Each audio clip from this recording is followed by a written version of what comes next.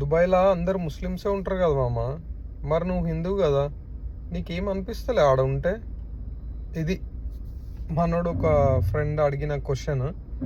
So just నేను వాడికి ఒక ఆన్సర్ ఇద్దాం అనుకుంటున్నా.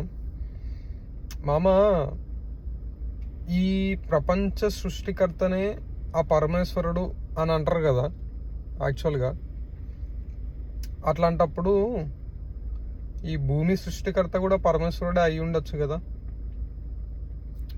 ఇది మనకి అందరికీ తెలిసిందే. ఇది మన హిందూ పురాణాల్లో రాసి ఉంది. మనం ఎప్పుడూ అనుకుంటాం ఈ భూగోళం, ఈ ప్రపంచం, దీనంతా సృష్టికర్త ఆ పరమేశ్వరుడే అని అనుకుంటూ ఉంటాం కదా.